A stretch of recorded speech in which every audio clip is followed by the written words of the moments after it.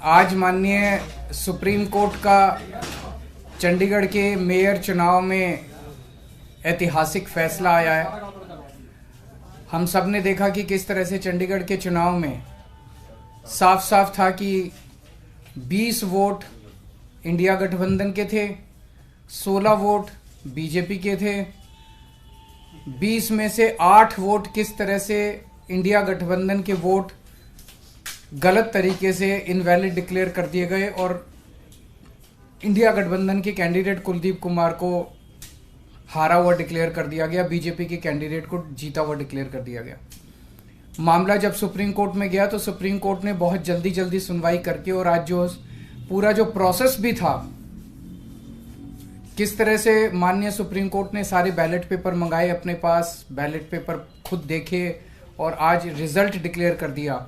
ये मुझे लगता है कि भारतीय इतिहास के अंदर शायद पहली बार हुआ है।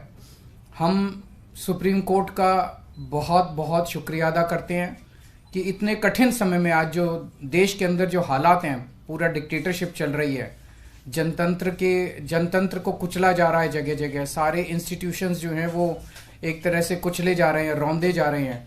ऐसे में सुप्रीम कोर्ट का ये जो फैसला है ये बहुत मायने रखता है जनतंत्र के लिए और जनतंत्र को बचाने के लिए ये सुप्रीम कोर्ट का फैसला बहुत अहम है। इंडिया गठबंधन, इसलिए हम सुप्रीम कोर्ट का बहुत बहुत शुक्रिया अदा करते हैं।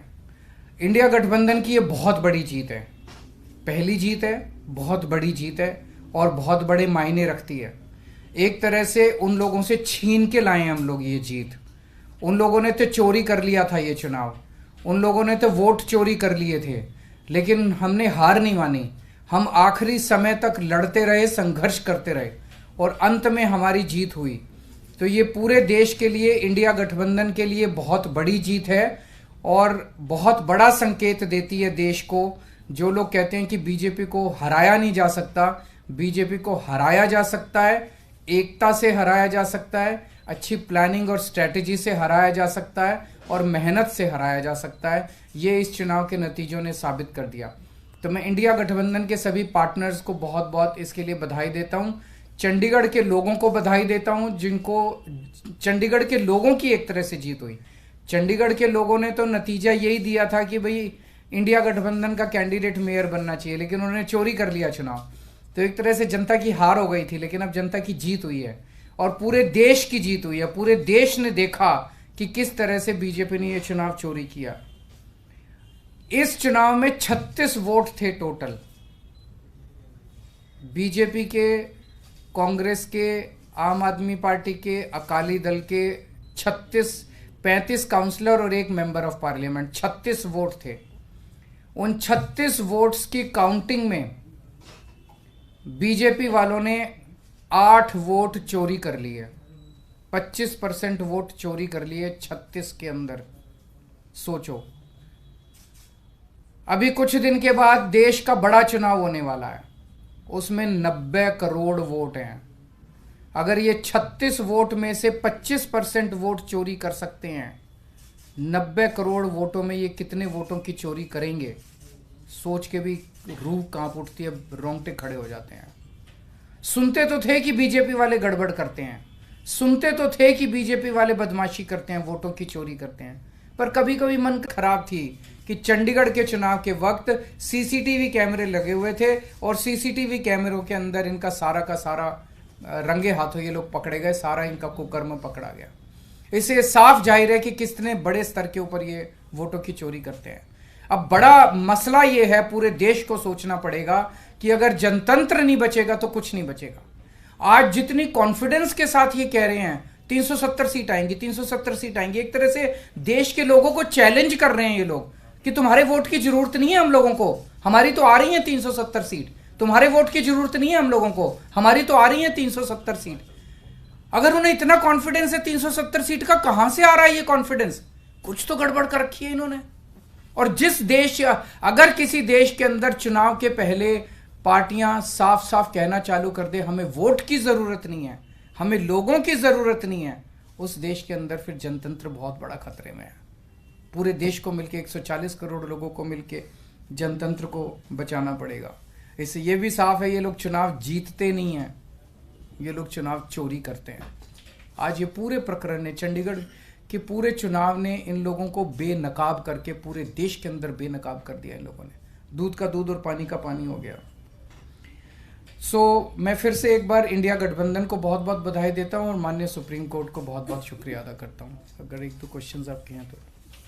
3 पार्षद भी बीजेपी में चले गए, वो भी एक बड़ी चीज है कि इनका पूरा षड्यंत्र क्या था, कि षड्यंत्र था कि हमारे अब पार्षदों को तोड़ेंगे। ये चुनाव, जैसा मैंने कहा कि पहले तो पूरी कोशिश करते हैं ईवीएम में धांधली कर दो, इसमें धांधली कर दो, किसी भी तरह से चुनाव जी, अगर हार जाएं तो फिर ये काउंसलर्स को तोड़ना चालू कर देते हैं, एमएलएस को तोड़ना चालू कर देते हैं, सरकारें गिरानी चालू कर देते हैं, ईडी लगा देते हैं, सीबीआई लगा देते हैं, पैसे की गड्डियां फेंकते हैं उनकी तरफ, सब तरह से तोड़ने की कोशिश करते हैं।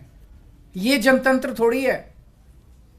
सर इस चुनावों ने दिखाया कि कैसे अगर आम आदमी पार्टी और कांग्रेस मिल जाए तो बीजेपी को हरा सकते हैं। मैंने अभी यही बोला, हुआ तो क्या पंजाब में भी आप इस पर ये मैंने बोला कि किस तरह से अगर हम सारे लोग इकट्ठे हो जाएं, इंडिया गठबंधन के इस चुनाव ने एक बहुत बड़ा मैसेज दिया है।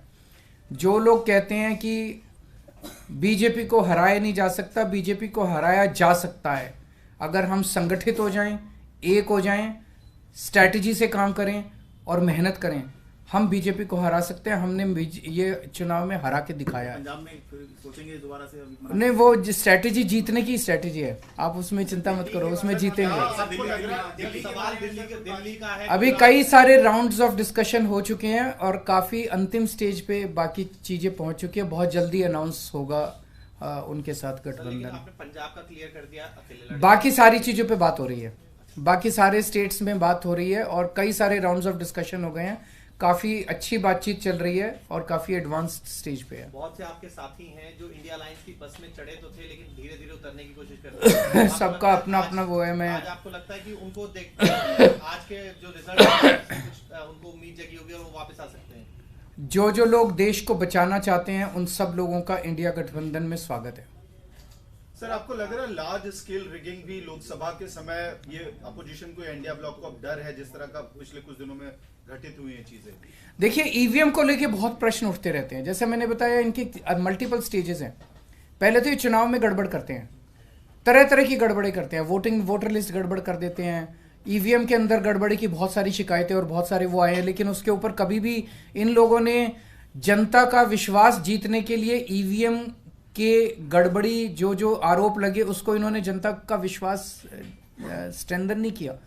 तो ईवीएम के उसके बावजूद भी अगर ये कहीं चुनाव हार जाएं तो फिर ईडी है, ईडी छोड़ देते हैं, सीबीआई है, सीबीआई छोड़ देते हैं, उससे भी कोई नहीं माने पैसे फेंकते हैं उसके तरफ, उसके बाद ये एमएलए और एमपी तोड़ लेते हैं। इस तरह से जनतंत्र मल्टीपल लेवल पे अब खतरे में है और जनतंत्र सबसे इंपॉर्टेंट है देश के अंदर। जनता की चलनी चाहिए, जनता अपनी सरकार चुने।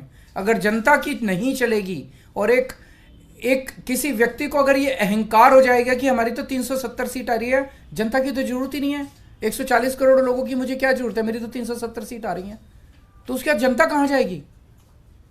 जनता अपना घर बैठे, वो कह रहे हैं कि जनता घर बैठे, हमें तुम्हारी जरूरत नहीं है। उसका मैं डिटेल्स पता करके बताऊंगा, क्योंकि मुझे नहीं पता लीगल क्या पोजीशन है। मेयर डिप्टी मेयर का चुनाव कराता है, तो चूंकि वो मेयर नहीं रहा, उसने चुनाव कराया, वो भी दोबारा